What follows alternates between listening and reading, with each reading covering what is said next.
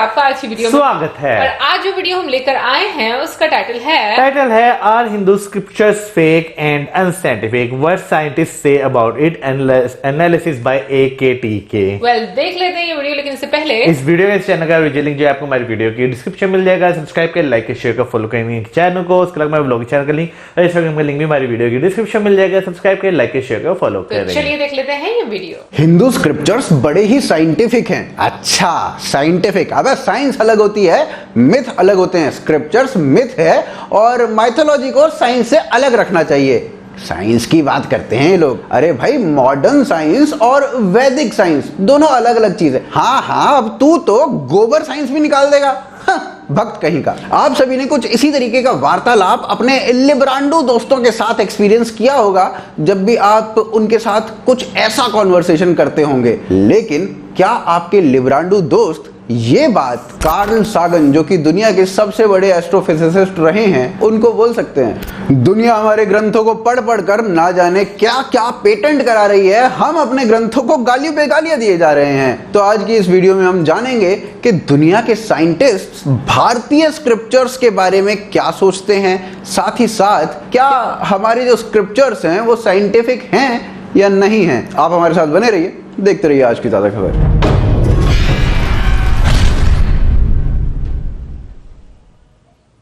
His name is Fritjof Capra. Fritjof Capra is teaching physics in the New York University. Now what happens, this whole thing inside, you think, oh, science is very great. Let me tell you a small, quick story. 1907, J.J. Thomson gets the Nobel Prize, who was the director of the Cavendish Institute of Physics in Cambridge. Nobel Prize for saying that electrons are particles. Fine, Nobel Prize. 1937, his own son, P.J. Thomson, gets the Nobel Prize 30 years later for saying that they are waves. Nobel Prize. 1932, Erwin Schrödinger says they are wavicles. They are neither waves nor particles. Nobel Prize. And 1925, who got the Nobel Prize in 1956, Werner Heisenberg said, you just don't know what an electron is.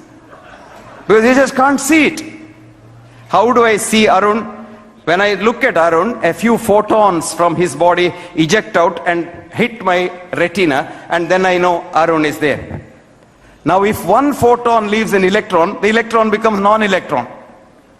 This is described in the scriptures thousands of years ago. What did it say? Asino vrajati duram, shayano jati sarvata. You have an electron which you can't see. And so beautifully said in the Gita, which is from the Upanishad, which says, Bahir antascha bhutanam. It is inside and outside of everything. Charam acharamevacha. It keeps moving. You're all, moving leptoquarks, but you look solid. It's Maya. Charam acharamevacha. It moves but looks non-move. Sukshmavatet avijnayam. So this is the beauty of it. It is so subtle that no vijnana can ever look at the electron. That's the beauty. ये बताए कौन है? ये हैं doctor VM Hegde, professor of medicine, एक author भी हैं और साथ ही साथ ये डायबिटीज रिसर्च सेंटर के को चेयरमैन भी हैं। मगर इनकी बात आप क्यों मानेंगे? ये तो देसी हैं और घर की मुर्गी दाल बराबर। इनको आप भक्त वक्त बोल के टरका भी देंगे। तो जरूरी है कोई विदेशी ऐसा कुछ बोले। तो ये सुनते हैं। The Hindu religion is the only one of the world's great faiths dedicated to the idea that the cosmos itself undergoes an immense, indeed an infinite, number of deaths and rebirths. अब ये बताए कौन है? ये हैं Karl सागन। और अगर आप साइंस की बात करते हैं मगर कार्ल सागन को नहीं जानते हैं तो भाई शास्त्रों में आप ही जैसे लोगों के लिए लिब्रांडो शब्द का प्रयोग किया गया है। खैर, कार्ल सागन अमेरिकन एस्ट्रोनॉमर हैं, कॉस्मोलॉजिस्ट हैं, एस्ट्रोफिजिसिस्ट हैं और आज की कॉस्मोलॉजी और मॉडर्न स्पेस साइंस में इनका काम अद्वितीय है। कार्ल सागन अपनी किताब कॉस्मोस में लिखते हैं कि हिंदुइज्म इकलौता ऐसा रिलीजन है जिसमें टाइम स्पेस कॉरस्पॉन्ड करता है मॉडर्न साइंटिफिक कॉस्मोलॉजी के हिसाब से। और हिंदुइज्म में एक नॉर्मल दिन रात से शुरू होकर ब्रह्म दिन रात तक जाता है, जो कि टाइम स्पेस होता है 8.68 बिलियन ईयर्स का। सागन अपनी किताब में आगे लिखते हैं कि ये जो टाइम स्पेस है ये सूर्य की एज से भी ज्यादा लंबा टाइम स्पेस है, अर्थ की एज से ज्यादा लंबा है और बिग बैंग के समय से आधा टाइम स्पेस है। यह बात एक साइंटिस्ट कह रहा है, ना कि मैं और आप या कोई और भक्त। अब आप सोचिए कि ये सारी इंफॉर्मेशन एक वीडियो के फॉर्म में ना होकर एक इंटरनेशनल स्टैंडर्ड की डॉक्यूमेंट्री के फॉर्म में हो, तो आप सोचिए कि उसका इंपैक्ट, विजिबिलिटी और एक्सेप्टेंस कितना ज्यादा बढ़ जाएगा। अब कुछ ऐसी ही तैयारी हम लोग भी कर रहे हैं अपने नए चैनल्स के साथ, जो कि हिस्ट्री और पॉडकास्टिंग पर बेस्ड है। तो कुछ ऐसी ही डॉक्यूमेंट्रीज हम लेके आएंगे उन चैनल्स में।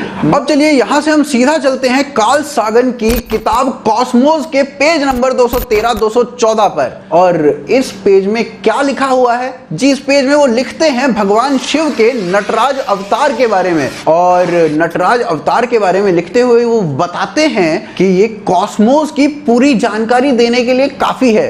वो बताते हैं कि नटराज अवतार में एक हाथ में, सीधे हाथ में सबसे ऊपर डमरू है, और जो डमरू से ध्वनि पैदा होती है वो सेम ध्वनि है जो क्रिएशन की ध्वनि है। कॉस्मोस का जो क्रिएशन है वो कुछ इसी ध्वनि से हुआ है। साथ ही साथ वो ये बताते हैं कि नटराज के लेफ्ट हैंड में एक फ्लेम है, और वो जो फ्लेम है वो बताती है कि यूनिवर्स अभी नया नया क्रिएट हुआ है, वो अग्नि से क्रिएट हुआ है।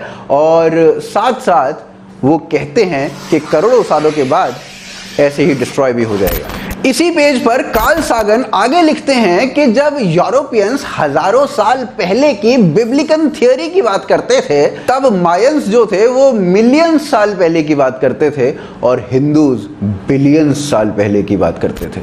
भैया ये मैं नहीं कह रहा हूं, ये कार्ल सागन महान साइंटिस्ट कह रहे हैं। कार्ल सागन की एक वीडियो सामने आई, ये नहीं पता कि वो डेट कब थी, कब उन्होंने वो वीडियो बनाई थी, मगर वो वीडियो 15 मिनट लंबी है और वो वीडियो बात करती है कॉस्मोस के बारे में। वो वीडियो बात करती है केवल और केवल हिंदुइज्म क्या सोचता है कॉस्मोस के बारे में, और उस वीडियो का लिंक मैं आपको नीचे डिस्क्रिप्शन में दे दूंगा।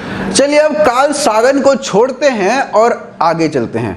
ये देखिए, There's so much of science in the Vedic wisdom that the Westerners now are trying to investigate. You go to any Indian university, they read Einstein's book. Einstein was a clerk in the patent office in Bern. But you go to Germany, do you know what they read?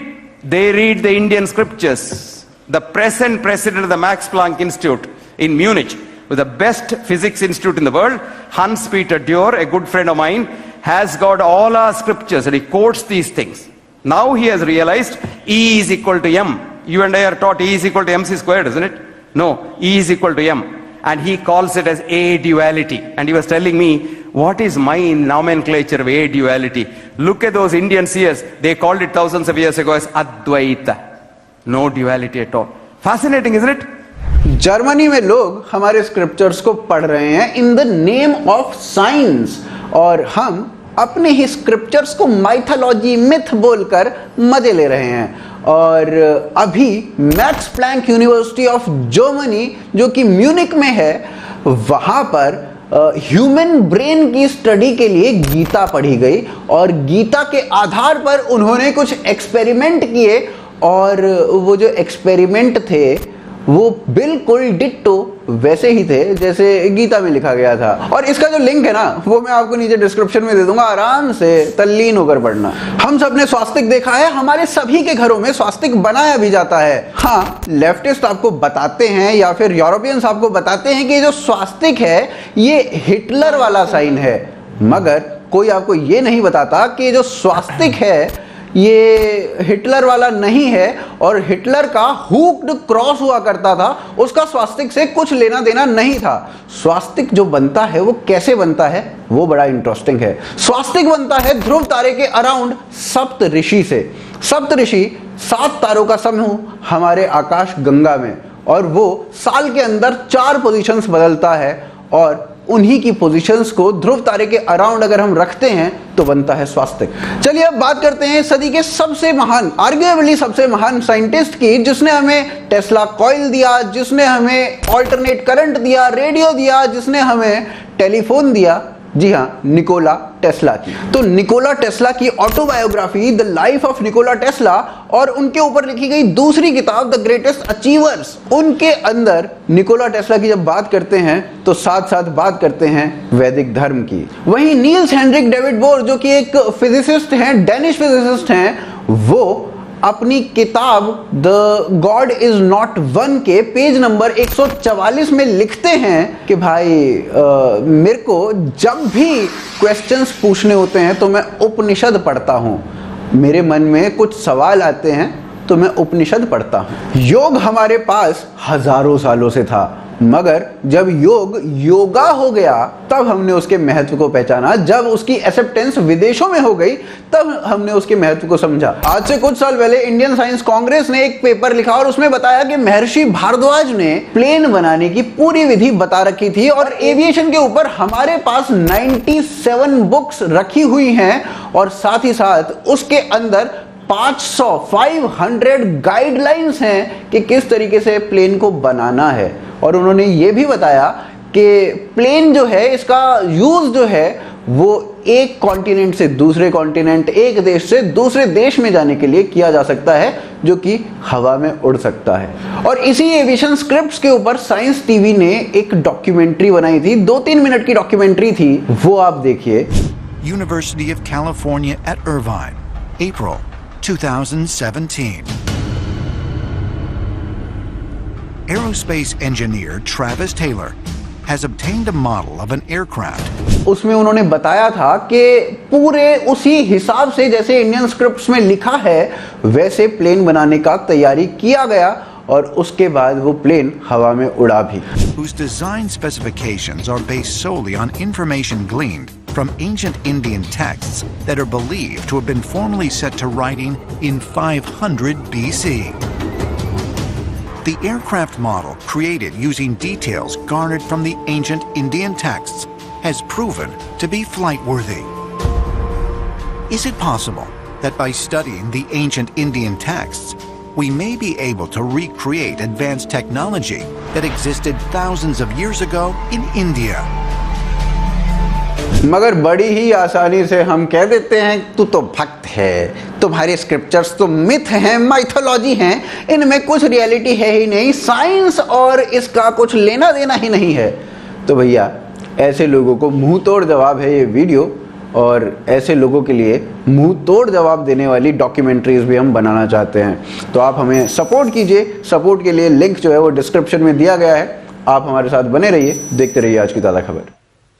जब हम पुराने वक्तों की बात करते हैं, ये नहीं कि क्या नाम है तो कि 50, 60, 70 साल पुरानी, इससे भी ज़्यादा पुरानी है कि कई हज़ारों साल पुरानी बात करते हैं, तो हम वाकई एक बार सोचते हैं चीज़ों के बारे में। लेकिन इस बात में कोई शक नहीं कि चीज़ें जो है वो रियलिटी में कभी ना कभी एग्जिस्ट करती थीं। लेकिन मैं ये बोलूंगी कि जब से वीडियोस देखना शुरू हुए हैं तब से मुझे ज्यादा चीजों का पता चलना शुरू हुआ है कि प्रैक्टिकली विद प्रूफ लॉजिक हम लोगों को चीजें हमारे सामने आती हैं। उससे पहले आपको बता भी दी जाती थी ना, तो आप लोग इतना, मतलब एक आम बंदे की मैं बात करूंगी, कभी फोकस नहीं किया जाता। लेकिन जब से हम लोगों ने वीडियोस देखी हैं, हिंदुइज्म के बारे में पढ़ा है, वाकई में बहुत सारी ऐसी चीजें हैं जो मतलब आई बिलीव के हैं और होती थी उस टाइम पर। और एंशिएंट टेक्नोलॉजी की अगर बात करें, वो डिफरेंट फॉर्म्स में हम लोगों को नजर आती है। उसकी एग्जिस्टेंस हम ये नहीं कहेंगे कि सिर्फ टेक्स्ट बुक्स में है। अगर हम लोग बात करें तो हमें बहुत पुराने पुराने ऐसे टेम्पल्स दिखाई देते हैं, ऐसे सिटीज दिखाई देते हैं, या फिर हमें ऐसे केव्स दिखाई देती हैं, ऐसी सिविलाइजेशन दिखाई देती हैं जो कि अपने आप में एक बोलता सबूत है कि उस टाइम पर लोग कितने एडवांस हुआ करते थे, जिस पर लोग आजकल के रिसर्च कर रहे हैं। और इवन के वो चीजें जो उन लोगों ने उस टाइम पर डिस्कवर करके बना दी हुई थी, वो आज के टाइम के लोग भी हैरान है कि वो किस तरह से वो चीजें बनी हुई है और आज तक उनकी वो एक मतलब एक कहते हैं ना लाइफ कैसे है अभी तक। यार ये मैं अगर बात करूँ ना, पुराने जमाने में जो चीजें जिस तरह इस्तेमाल की जाती थी, लोग में लगता है काफी ज्यादा होनहार होते थे उस जमाने में। वो जिस तरह की टेक्नोलॉजी इस्तेमाल करते थे, चीजों को जिस तरह समझते थे। आजकल तो नो डाउट लोग उस तरह चीजों को नहीं समझते, क्योंकि आजकल का वक्त ही बहुत ज्यादा ना वो मिक्स हो चुका हुआ है। लेकिन उस जमाने के जो लोग थे, जिस तरह वो चीजें बनाते थे, हर चीज का ध्यान रखते थे। जैसे हम पुरानी सिविलाइजेशंस की बात करते हैं, अगर ना डिस्कवर हुई होती तो हम लोगों ने कहाँ मानना था, ठीक है ना। लेकिन वो डिस्कवर हुई है, जब हम उन्हें देखते हैं अपनी आंखों से, उनका एक निज़ाम देखते हैं तो पता चलता है कि भाई ये लोग कितने ज़्यादा एडवांस थे। अगर हम अपनी बात करें, जब हम तक्षशिला गए थे तो वहाँ पर जब हमने वो जाके स्तूपा के इर्द गिर्द देखा तो वहाँ पे जो हार्वेस्टिंग सिस्टम था, वहाँ पे पानी इकट्ठा करने का जो सिस्टम था, फिर जो बारिश हो तो जो पानी वहाँ पे खड़ा ना हो, वहाँ पे जो नालियाँ बनी हुई थी, जो सिस्टम था, हम खुद देखे वाकई में हैरान थे कि यार उस जमाने में चीज़ों को कितना ज़्यादा एडवांस रखा गया था, कितनी ज़्यादा चीज़ों को वो एक वो दी गई थी, यानी कि इम्पोर्टेंस दी गई थी। अब अगर हम देखें तो अब तो खैर बहुत ज़्यादा वो डिफरेंट है ना, लेकिन नो डाउट पुरानी चीज़ें, जो एंशिएंट चीज़ें हैं, वो वाकई किसी ना किसी वक्त में एग्जिस्ट करती थी। लेकिन मैं यहाँ पर मौजम से के साथ एक और बात यहाँ से आगे हम लोग स्टार्ट कर दें कि देखो जो तक्षशिला में हम लोगों ने देखा, वहां पर बेसिकली तब तक बुद्धिज्म आ चुका हुआ, ठीक है, तो वो उस टाइम की है। लेकिन इस वीडियो को अगर देखा जाए तो ये बहुत हजारों साल पहले, मतलब कि सबसे पहले की बात कर रहे हैं। बिल्कुल। और उस टाइम पर ये सारी चीजें हुई हैं कि आपको विमान बनाने के बारे में बताया गया है। फिर उसके अलावा आपको जैसे कि कॉस्मोस के बारे में, ऑनेस्टली बोलो तो मुझे कॉस्मोस का इतना ज्यादा नॉलेज नहीं है, और हाँ मतलब साइंस से रिलेटेड चीजों का मुझे इतना ज्यादा नॉलेज नहीं है। बट ये कि एक चीज जो इतने हजारों सालों पहले बुक्स में थी और जिस तरीके से बताया गया, इवन कि मैं बहुत हैरान हुई हूँ एक चीज को लेकर कि जो वो डमरू का साउंड है उसको लेकर के जो क्रिएशन होती है, मतलब कॉस्मोस की या क्या यूनिवर्स की जो हाँ जो मतलब वो क्रिएशन होती है। मैं इसमें गलत भी हो सकती हूँ वैसे, क्योंकि अगेन मैं कह रही हूँ कि मुझे साइंस से इतना नॉलेज नहीं है। मुझे भी कॉस्मोस का इतना नॉलेज नहीं है, लेकिन ये कि मैं इसको सीखूंगी, मैं इसको पढ़ूंगी और समझूंगी, मुझे भी समझाइएगा। हाँ, बिल्कुल समझाऊंगी। तो ये वाकई में हैरानकुन चीजें हैं, ये ऐसी चीजें हैं कि आप इनके बारे में सोचते हो। और फिर उसके बाद फायर के बारे में कि ये जो दुनिया है ये अग्नि से बनी है, और पता है जैसे, और अग्नि से ही इसने खत्म हो जाना है। अब इसके बारे में बहुत सारी, देखो मैं ये बात सोचती हूँ कि डिफरेंट टेक्स्ट बुक्स में ना एक ही बात को ना डिफरेंट तरीकों से बताया गया है। अभी अगर मैं हमारे रिलीजन की बात कर दूं, अब बहुत सारे लोग कहेंगे कि ये हमेशा इस्लाम को भी इसमें क्यों ले आते हैं, क्योंकि बातें सुनी होती हैं, तो फिर मैं कहीं ना कहीं पर वो जब कॉमन चीजें देखती हूँ तो फिर मैं डिस्कस करती हूँ कि उस मतलब अगर एक जगह पर ऐसे लिखा हुआ तो दूसरी जगह पर किसी और तरीके से बता दिया गया। तो हमें भी यही बात बोली जाती है कि जब दुनिया खत्म होगी तो सूरज इतना वो नजदीक, मतलब ये एक अग्नि वाला एक पास आ जाएगा कि मतलब वो एक गर्मी की शिद्दत इतनी ज्यादा बढ़ जाएगी। वो अगर देखा जाए तो मैं रिलेट कर पा रही हूँ कि वही एक अग्नि वाला ही कॉन्सेप्ट दिया गया, तो मैं इसलिए चीजें ना वो रिलेट कर पाती हूँ और मैं आप लोगों के साथ डिस्कस करती हूँ। बट ये चीजें वाकई में मेरे लिए भी हैरानकुन थी। बट हाँ प्रॉब्लम जरूर है, हम लोग चीजें उतना नहीं मुझे लगता कि समझते, जब तक कि उस पर कोई स्टैंप हमें किसी फॉरेनर की ना लग जाए या वो कह ना दे। क्योंकि मुझे लगता है कि इतने सालों से अगर हमारे लोग जो हैं वो अगर गफलत में रहे ना, तो उसकी रीजन ये है कि हम लोगों ने अपनी चीजों को वो वैल्यू इंपॉर्टेंस नहीं दी और उनको उस तरीके से एक्नॉलेज नहीं किया। मैं अगर यहाँ बात करूँ तो हम जो है सुनते थे बचपन में कि जब अंग्रेज यहाँ पर आए, हमारी जो है किताबें उठा कर ले गए, वहां पर जाके इन्होंने फिर स्टडी किया और वो जो है आज वो तरक्की कर रहे हैं उन चीज़ों पर। तो नो डाउट ये रियलिटी है। जितनी भी यहाँ पे जो किताबें हैं, जो एंशिएंट किताबें हैं जो लिखी गई हैं, जिनमें एक डिटेल दी गई थी कि भाई क्या है क्या नहीं है, किस तरह दुनिया शुरू हुई, क्या था, वो सब तो वो उठा कर ले गए, ठीक है ना। उन्होंने उस पर रिसर्च करी, उन्होंने उस पर वर्क किया और फिर वही बात आ गई कि उनके ठप्पे लगे तो हम लोग भी भाई वो हकीकत माना शुरू हो गए कि हाँ भाई ये जो जितना भी है ये सब कुछ सच है।